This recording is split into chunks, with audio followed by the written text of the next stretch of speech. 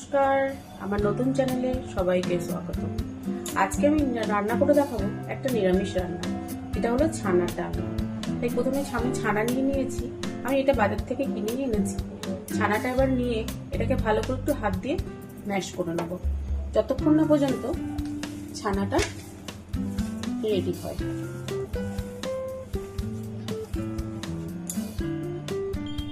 এই নিরামিষ রান্নাটা এভাবে করে খেলে খুব ভালো লাগবে। ছানাটা আমার এই দেখুন এইরকম হয়ে গেছে। এইবার এর মধ্যে আমি দেব লঙ্কা গুঁড়ো, গরম মশলার গুঁড়ো, জিরে গুঁড়ো, ধনে গুঁড়ো, লবণ একসাথে নিয়ে রেখেছি। এবার আমি এটাকে দিয়ে দেব আদা বাটা, লঙ্কা বাটা।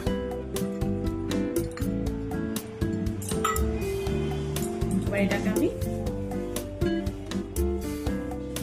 একটু মেখে নেব।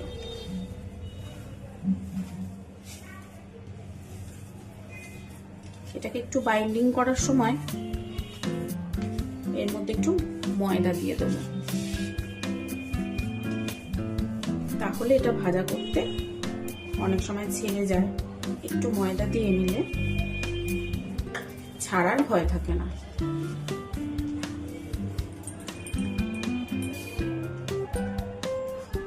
আমি এর মধ্যে একটু হলুদ নিয়ে নেব, হলুদ গুঁড়ো দিয়ে দিলাম। ভালো করে এটাকে মেখে নেব। এর মধ্যে আমি একটু চিনি অ্যাড করব। ভালো করে মেখে নেব।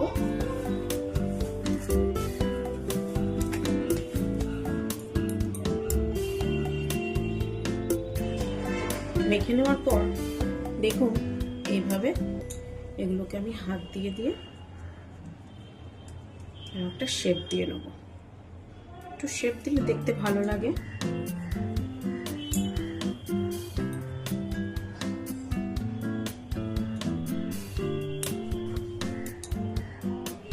ছানাগুলো সব শেপ দিয়ে নিয়ে তৈরি করে নিয়েছি। এবার এগুলোকে আমি ভেজে নেব। তেলটা গরম হয়ে গেছে। এবার আমি এক এক করে ছানাগুলোকে দিয়ে দেব। ছানার এই বড়াগুলোকে ভেজে নেব।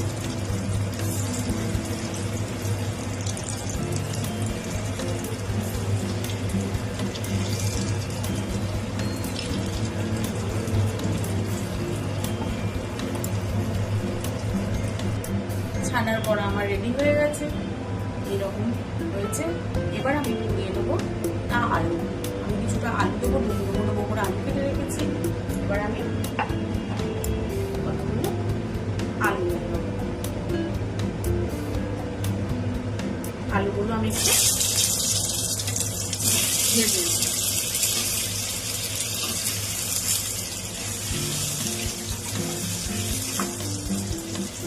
আলুগুলো একটু লাল লাল করে ভেজে আমি তুলে নেব।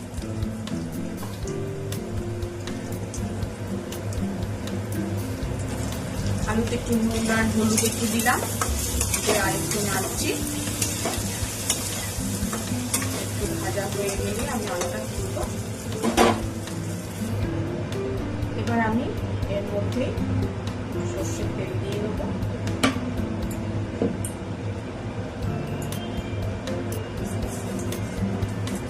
এর মধ্যে ফোড়নে দেব 3টে তেজপাতা, জিরে,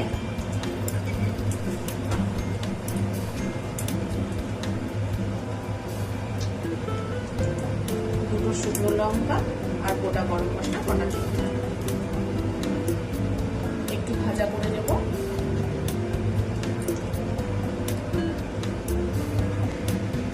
ছানার ডালনা মশলা করার জন্য আমি এখানে একটু নিয়ে নিয়েছি আদা, জিরে,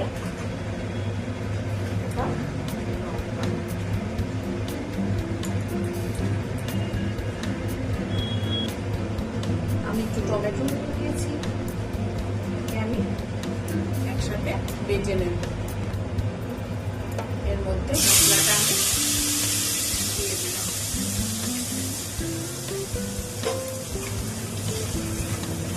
ভাজা করতে থাকবো যতক্ষণ না পর্যন্ত মশলার মধ্যে তেল না ছাড়ছে, ভাজা করতে থাকবো।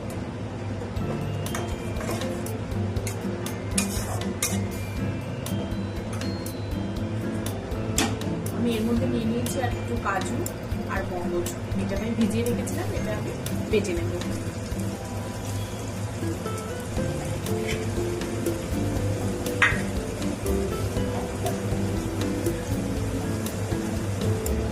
তেল ছেড়ে দিয়েছে মশলা থেকে, এবার আমি কাজু আর মগজ বাটাটা দিয়ে দিলাম। আস্তে আস্তে নাড়বো, গ্যাসটা ফুল ফর্মে না দিয়ে সিম করে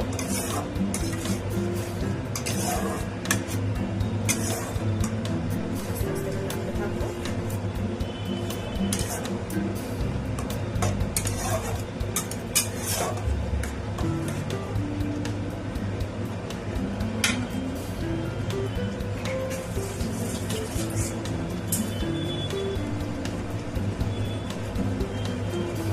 এরপর আমি কিছুটা টক দই নিয়েছি, এই টক দইটা আমি একটু ফেটিয়ে নিচ্ছি।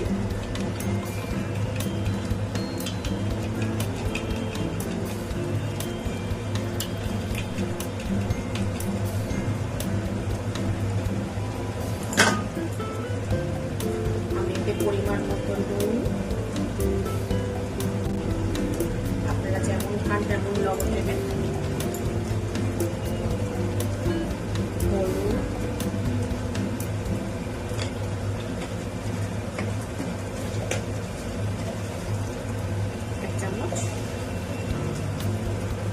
চিনি দিয়ে দিলাম।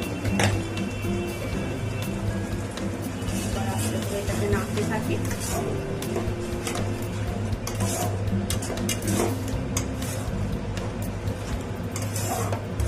এবার আমি আস্তে করে টক দইটা দিই। টক দইটা হাই ফ্লেমে টক দইটা আপনারা কখনোই দেবেন না, তাহলে টক দইটা ফেটে যায়। লো ফ্লেমে টক দইটা দিয়ে নাড়তে হবে। লো টু মিডিয়ামে দেবো এটা।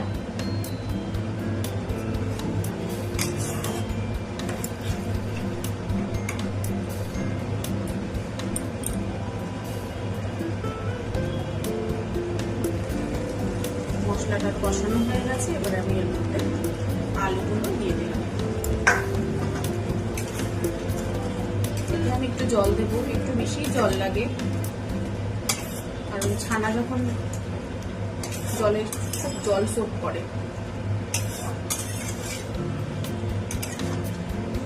গরম জল বসিয়েছি আমি, এর মধ্যে একটু গরম জল দিলে সবসময় রান্নার স্বাদ ভালো হয়। এবার আমি গরম জলটা দিয়ে দেবো।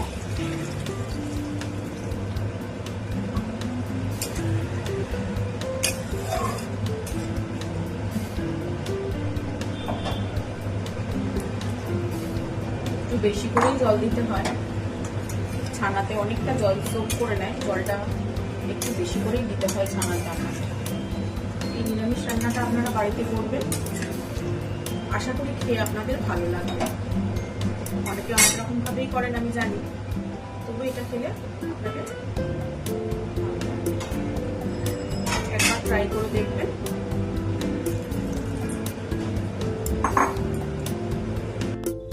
জলটা ফুটে গেছে, এবার আমি ছানাগুলো দিয়ে দিলাম।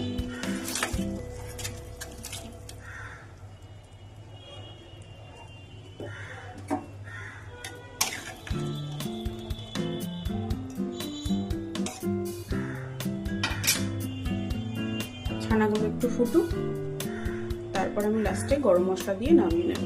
ছানা টানা রেডি হয়ে গেছে, আপনারা এভাবে বাড়িতে করে খেয়ে দেখবেন, আপনাদের অবশ্যই ভালো লাগবে।